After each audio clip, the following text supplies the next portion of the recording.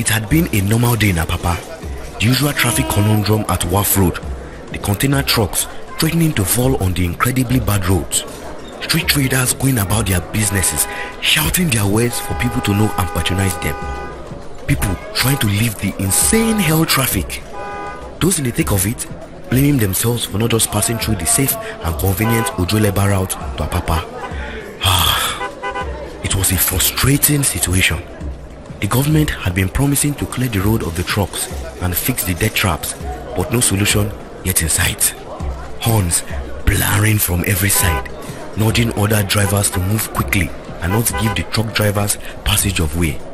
As the drivers were desperate, they were also careful enough not to hit the Okada on Napep, driving like adrenaline junking amateur drivers, auditioning for a James Bond movie action scene, or better still, a feature in the Fast and Furious franchise. The Apapa Wharf Road in all its negative glory and abundance of chaos. Everyone was going about their business. As evening drew closer and closer, the sun was retiring into the night. It seemed like a regular evening, but something else was brewing in the inner streets, somewhere close to Itapeju Street. A young man dressed in a blood-stained black t-shirt filled with crazy jeans and black sneakers appeared from an adjoining street, running as fast as his feet could carry him, also holding on as hard as he could to the bag close to his chest, panting heavily. He looked like he was fleeing death, like he could see his demise and probably meet it if he has time to stop running. Stopping and dying was a short thing right now. His sprint was against people pursuing him on foot as well. Ugo was the sole surviving member of a gang of thieves who specialized in robbing Bureau de Change offices, and this particular mission had gone to hell so quickly. The score was supposed to change their lives forever. No more robberies, just split the money and cram away from the shores of Nigeria. Their plans were already made, but things didn't exactly pan out as they thought. They had gotten reliable information about Alhaji Dati and how much liquid cash he would have at that time of the day. It was a risky mission. The last time Alhaji was robbed was over 10 years ago, and none of the robbers lived to tell the stories. But Ugo and his friends were friends of the inspirational catchphrase, "Go big or go home." In this regard, they either take this big score and retire elsewhere, or continue with the petty Bureau de Change owners at other places, or grab phones from unsuspecting people in traffic, or boost car brain boxes. Alhaji Dati's score is the chance for them to either go big or go home, and they thought they were up to the challenge. Their former robbery crew, who had managed to evade capture all this while, just met with their Waterloo earlier. Just one of them left alive, and quite luckily too, with the loot. Ugo saw as the other members lost their lives, blood gushing out from their various stab wounds. What exactly happened and how he didn't lose his life in that robbery operation is nothing short of a miracle. The run for his life was what got him to Itapeju Street. If only he could hold onto this bag for as long as possible and not lose his life wouldn't remain the same again. The critical mission right now is to still be alive for the next 30 minutes.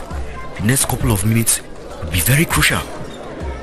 As he stumbled into Itapeju Street, carrying the bag close to his chest as possible, he saw ahead a Hausa bike man having a conversation with his friend inside the small shop in front of the house he guards.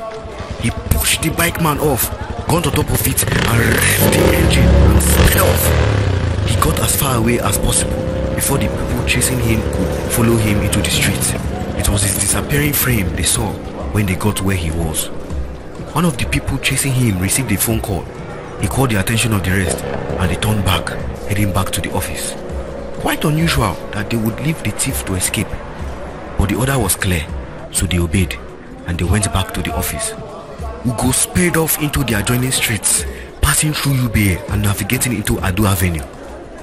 He had not even gotten around to even check what his friend Ima had passed on to him before he was stabbed in the back as the BDC security guys fought against the thieves. The next mission is simple: get out of Apapa alive and with the loot that was supposed to be split into 5 ways. If he can survive this ordeal, all the loot could be his.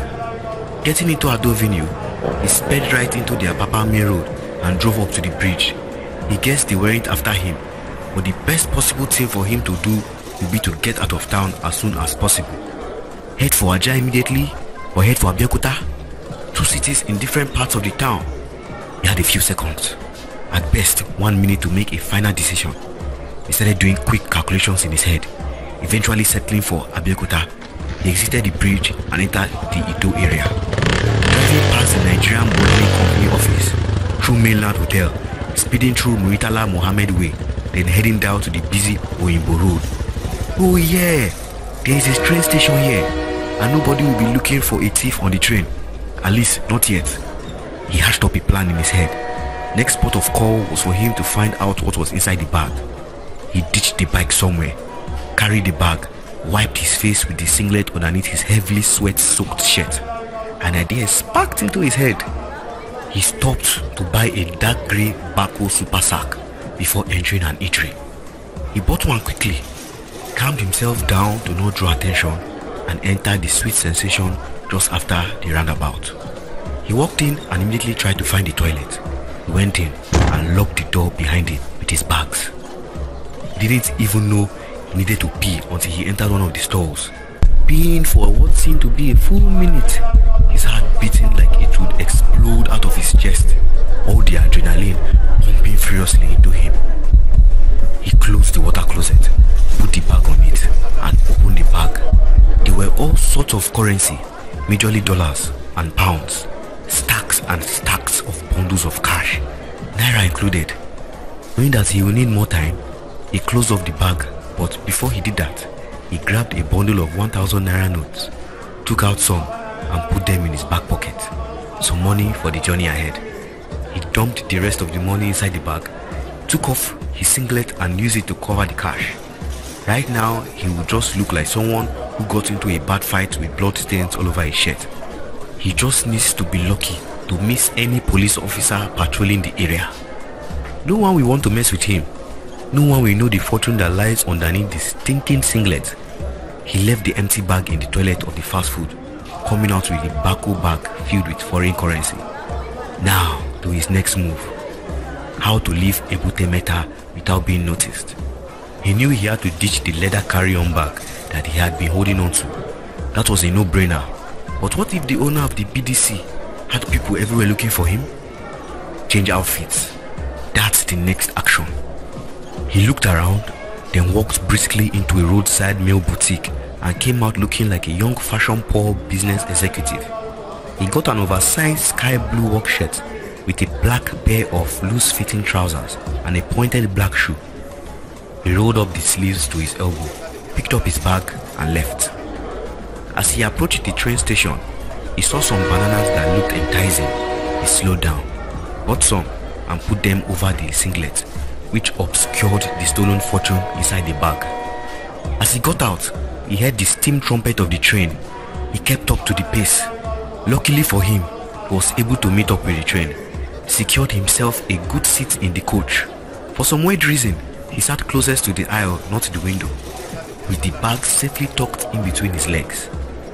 All that remains is for this train to begin to move. Everything seems to be going according to plan. He took a deep breath and relaxed. Meanwhile, in the same Oyingbo Ebute Metta axis of town, an apprentice is being called by his boss to get instructions about locking up the shop as the night draws closer. Ifeanyi! Ifeanyi! Papa Ebuka called out for his 23-year-old apprentice. Ifeanyi is his sister's son from the village that was sent to him to train and hopefully help his family escape poverty in the village. His sister lost her husband a few years ago to a ghastly motor accident traveling from Port Harcourt to Owerri, leaving her with 6 children, 4 boys and 2 girls. Ifeanyi is the first son sent to Lagos to learn his uncle's generator selling business in Yaba. Before he made the journey to Lagos, he had concluded his secondary school examinations, coming out with flying colors. A smart and calculated person would have made the world his oyster if only he could get into a university. But that dream is still in his peripheral. It's doable and he plans to do it, just not yet. Mama needs all the help she can get. Have you sent your mama that money? Eze asked as they hung out close by the shop, unable to hear his uncle's call. Yes, so thanks for that 5k. I just add my own 3k to him, send out to my mama. Make them they manage down one till my uncle give me the money where he promised me. Ifeanyi answered. As they talk like this now, 15 naira remain for my account. Ifeanyi continued, fondling with his small Android phone. The hunger in his belly shifted his attention back to the last meal he enjoyed. Imagine say person get that kind of money, we be saying now every afternoon you go to enjoy Amala Canada. Ifeanyi reminisced to his friend Eze, also an electronic sales apprentice in a few stores down from them, as they stood beside a lorry that was delivering spare parts, obscuring the noise and their view of their shop. They were both having this conversation at Eze's shop because his uncle was busy with his Yabate girlfriend and she doesn't like Ifeanyi's guts whatsoever. Anytime she's around, Ifeanyi must find a way to get lost. God, this boy, them don't use Amala Canada, do you? His friend responded. Guy, the one who I chopped last week, eh? I see the taste up. Ifeanyi responded. Ifeanyi! His uncle blotted out his name again. Eze tapped him on the shoulder, pointing to their shop, and the uncle standing in front, looking left and right for him. Guy, your guy they call you Joe Mumu. Now only food you know. Eze said. Make her dey go, Jerry. Florence then go kill my oga, he said, preparing to leave as he tried to dust his slippers on the ground. You and Jude go come meet me for shop, abi? Una sef go start to dey close now. Ifeanyi said. Yes, now, but guy, Tuesday, Eze said. Tuesday. Which is with that? Ifeanyi asked. I see person dey press with Anyash. For inside Oyingbo market, that mechanic. What's his name? Jide. Jude go keep person, beats me for shop, Jerry. Ifeanyi said as he rushed back to his uncle's shop. Ifeanyi, how many times will I call you, eh? Papa Ebuka said, packing his phones and keys together. I don't go lock the shop, make you go house. Me and Florence, we want quickly reach somewhere. Papa Ebuka said as he grabbed Florence's hand to help her off from the cushioned chair behind the counter. Papa Ebuka and Florence giggled at each other. Ifeanyi knew the somewhere he was referring to was the cheap Gatview Hotel along Old Yaba Road. As he and his young girlfriend were about to depart, he turned back and handed 1,500 naira over to Ifeanyi. Nah, I beg him, buy big banana, come meet me for house. It be like say Gary don't want to finish, eh? Buy yellow Gary, he instructed. If you no bring my change, come give me. Now you them go take do sacrifice for your village, oh. You hear me, so? Papa Ebuka threatened Ifeanyi after giving the instruction. Let's go! Florence said to Papa Ebuka. Ifeanyi, close now. I know what your story, oh. He said as he and his girlfriend departed. Ifeanyi got into action and began wheeling the generators they initially displayed outside the store. As he concluded packing up, Jude and Eze arrived at his shop, ready to close for the day and head home. They helped him wheel in the remaining generators and locked up. Just as they were about to leave, Ifeanyi opened his loud mouth to an irascible Jude. Eze don't tell you, him see Jide dey press Ritanyash for inside the Oyingbo market. Jude tried to look away. Knowing his friend, he knew there is no way Jude is letting it go. If not for the lateness of the day, he will probably go and find Jide to treat his fuck up immediately. Rita has been his babe for a very long time, and he won't let any Ingbati boy snatch her from him. Jude, Eze called him. No go do anything where you go regret, oh. Ifeanyi butted into the conversation. Na me and Rita get matter to talk. No be Jide. I go see Rita tomorrow. Jude tried to make little of the situation, but his friends knew he was boiling inside. Make we dey go, Eze said. Ifeanyi grabbed a stained white shirt. He had forgotten it in the store for a while now. He had been promising himself to take it home, but he kept forgetting until today. How that your Yoruba girlfriend with the una now? Jude asked. Funke? Carry your proko go, I no go answer you, Ifeanyi replied, laughing. As the night drew closer, Ifeanyi was escorted by his friends. as he rushed to the garri seller to buy before they closed for the day. The garri he bought was too heavy for a regular black nylon bag, so he bought a Bago super sack bag. With Eze opening it wide enough, he was able to put the garri in there, and he threw the white shirt over the garri. He lifted the bag and saw a fruit cart with banana. Made the purchase quickly, dumping the banana over the white t-shirt with the garri underneath. He carried the bag and they headed towards the train station as the train was about leaving. Guy, do now. Eze and Jude beckoned on their friend to walk faster if they were to make the train. Lucky for them, they were able to make the train, paid and moved briskly into the train. Tonight's train seemed to be packed. Ifeanyi, Eze and Jude made their way to a coach that seemed comfortable and less busy. Ifeanyi sat on the same row of the train as his friends, a classic example of face me I face you type coach, putting the bag of garri and banana in between his legs as they continued their gist. Making their way to their seats, just between the aisle, was a young man who looked badly dressed with a similar bag in between his legs. Not strange really, but quite the oversized shirt he had on. Ifeanyi noticed him, but the man was deep in thoughts. Beside the office man was a cleggy man who just sat beside him, just opposite of them, closer to the door, enjoying the view before the trip began. In a few short minutes, the journey began.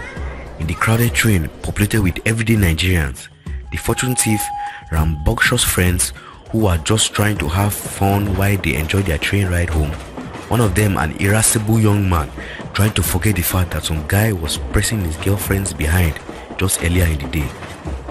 Fortunately for him, he just saw someone who looked like Jide the mechanic walking through their coach. Jude's fist tightened as he watched him come towards their direction.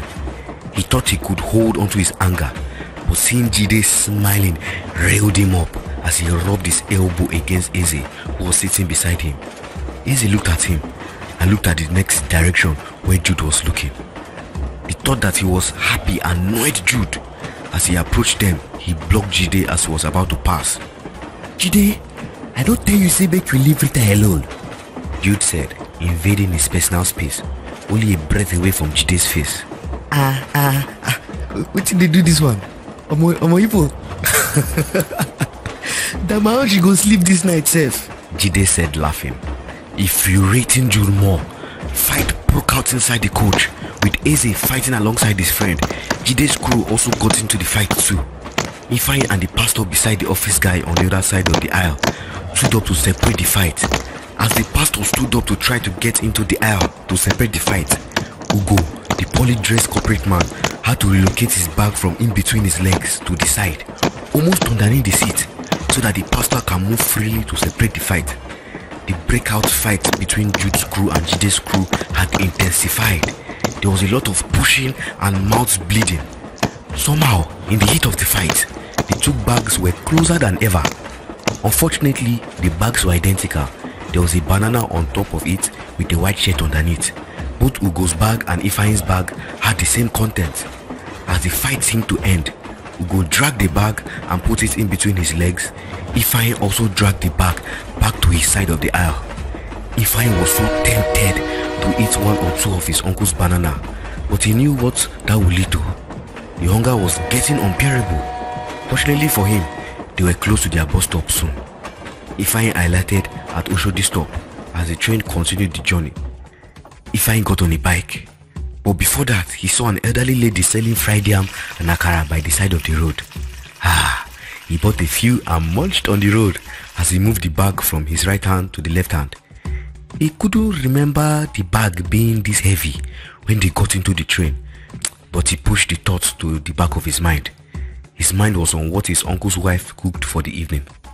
He got home, had his bath and thought about his tomorrow and called Funke.